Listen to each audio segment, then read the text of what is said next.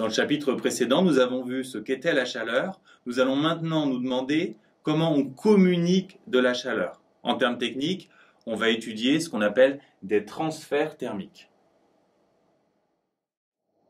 La réponse la plus évidente, c'est que la chaleur peut se transmettre de proche en proche par contact. Si on met en contact un corps chaud avec un corps plus froid, il va se réchauffer en refroidissant le corps chaud. Quand on a affaire à des transferts thermiques qui ont lieu par contact de proche en proche, on parle de conduction. Est-ce que c'est le même principe qui explique comment se réchauffe de l'eau contenue dans une casserole chauffée par le bas, par exemple par une plaque électrique? À première vue, on a envie de répondre oui, mais ce n'est pas le cas. En fait, ce qui se passe, c'est que l'eau du bas de la casserole, qui est plus chaude que le reste de l'eau, est aussi plus légère.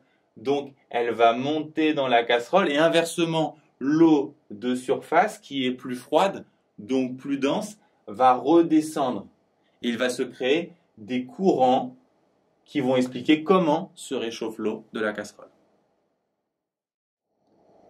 Ce type de transfert thermique par circulation dans les fluides s'appelle convection.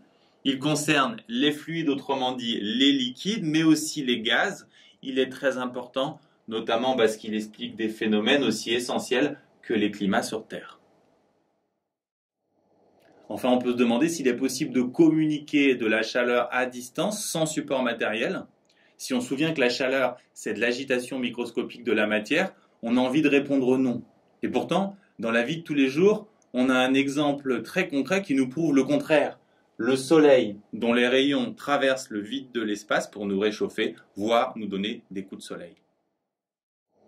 On appelle rayonnement ce type de transfert thermique à distance sans support matériel.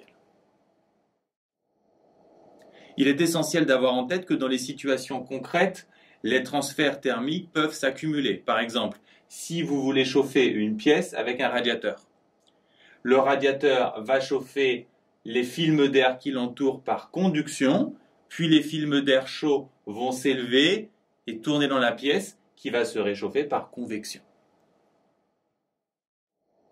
De même, si vous avez un feu dans une pièce, si vous mettez la main dessus, vous allez vous brûler par conduction. La pièce va se réchauffer par convection de l'air. Et puisque le feu, c'est de la lumière, il y a aussi transfert thermique par rayonnement.